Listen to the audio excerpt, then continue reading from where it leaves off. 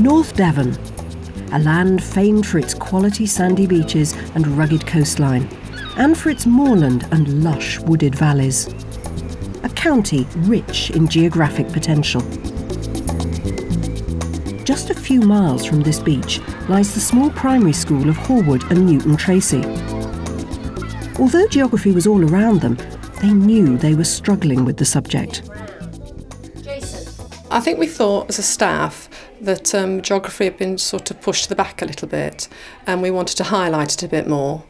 And we weren't very happy with the units of work that we were following, so we thought we'd like to change those as well.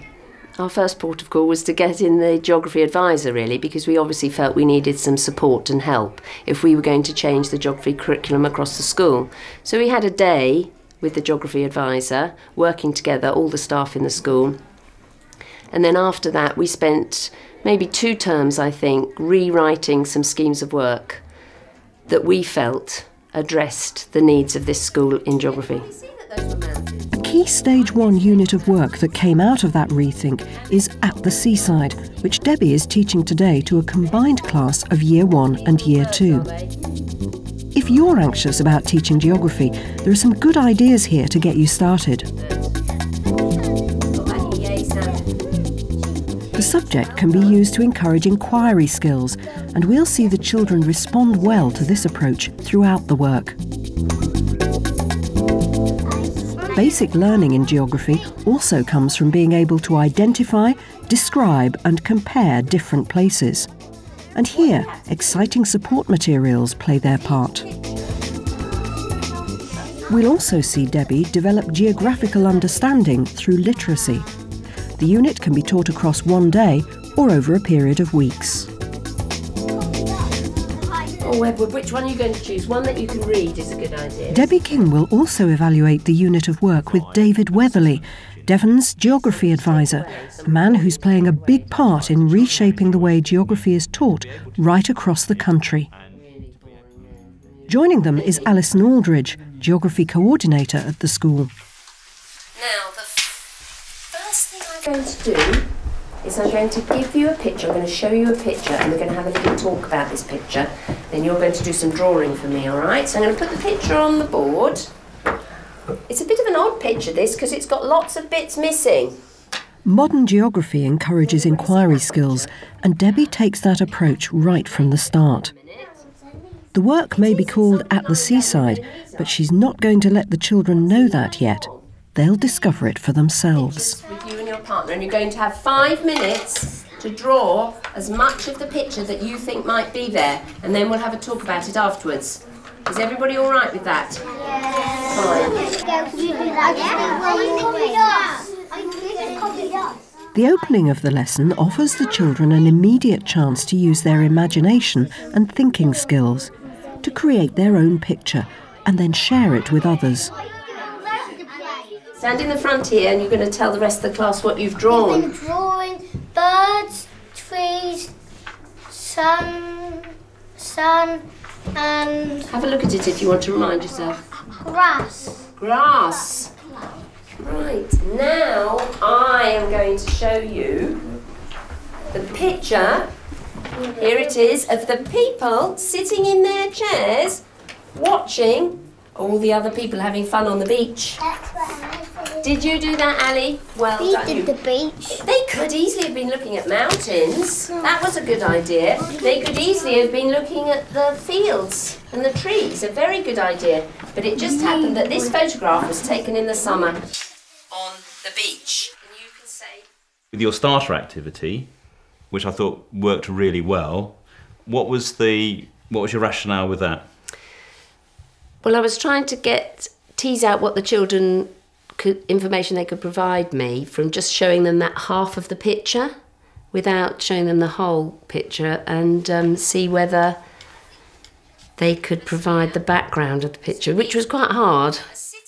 What I liked about that was it demonstrated an excellent way to begin lessons with a cold starter activity where you're actually not going to tell the children what it is they're going to learn about. You're actually going to make them speculate and think about what it might be. Yes. And that worked really well. The next stage of the lesson encourages working in pairs.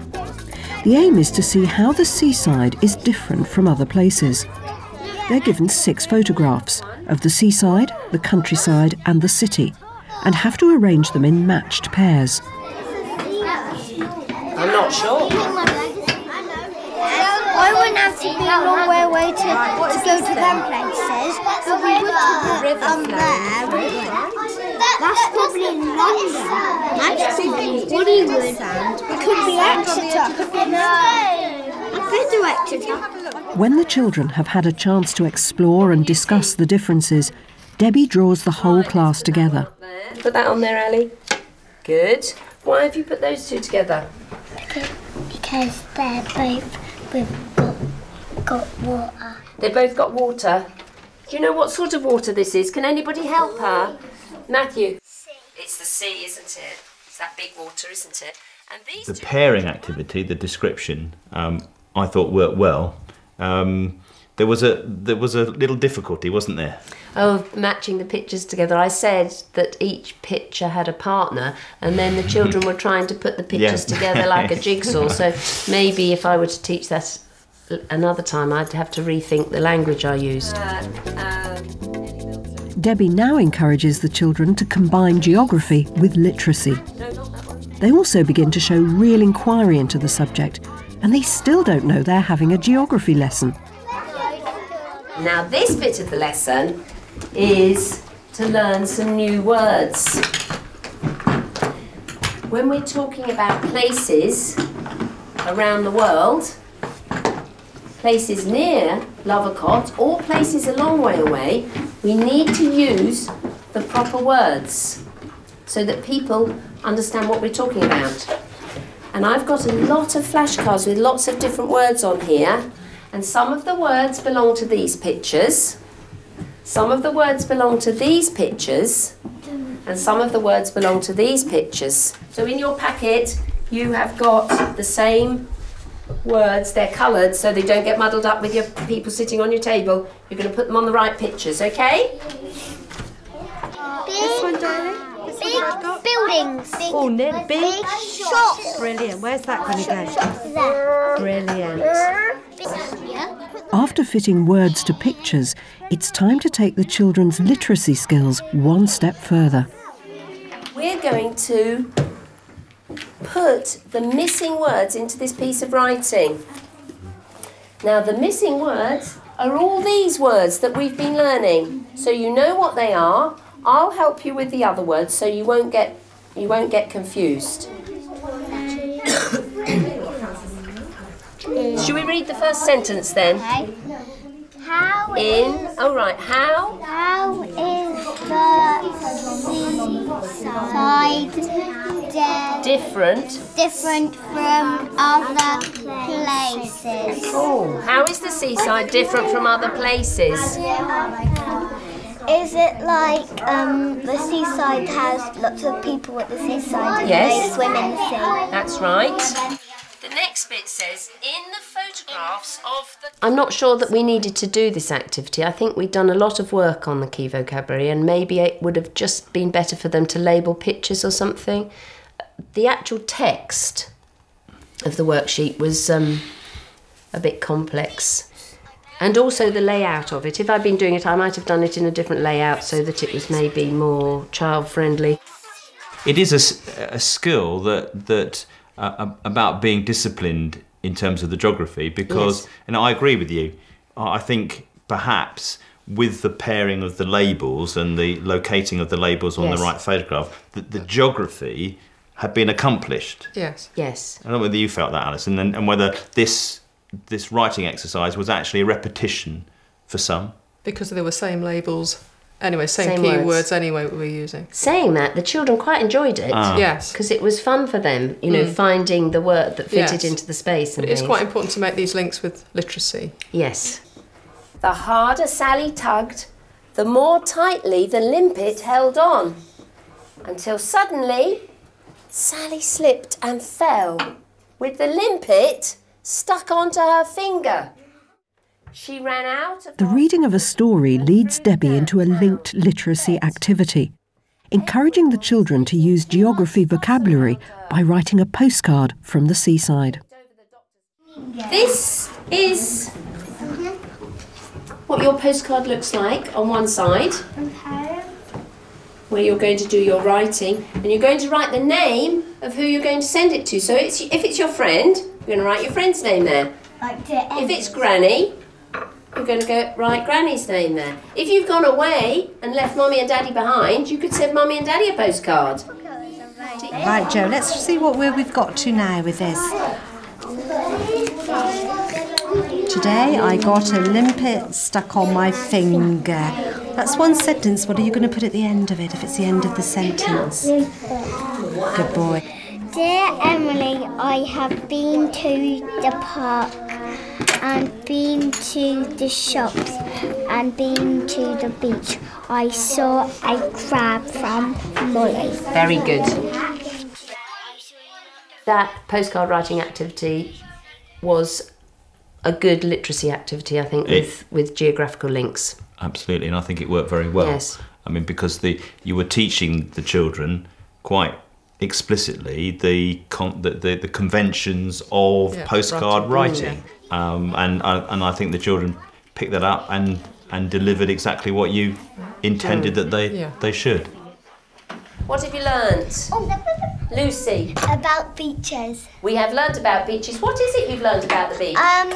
We've learnt about sending postcards to your friends and on the beach you play in the water and stuff. Yes. Anything else?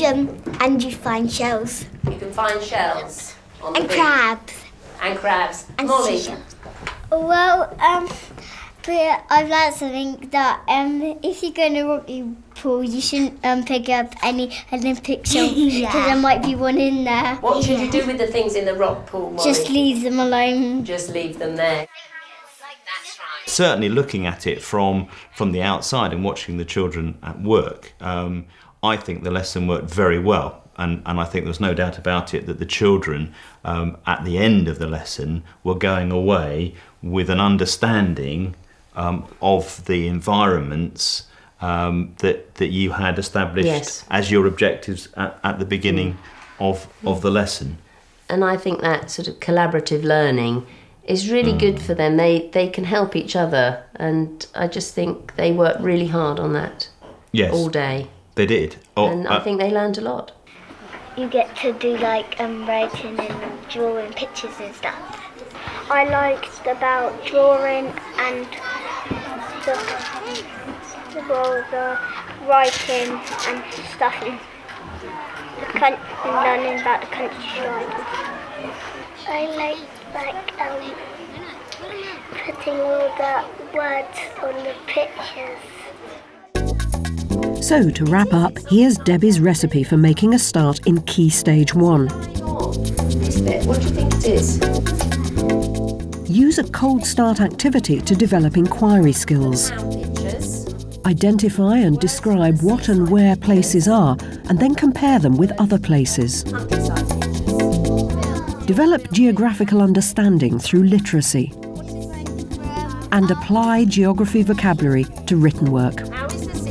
Comprehensive lesson plans and support materials can be found on the Teachers TV website.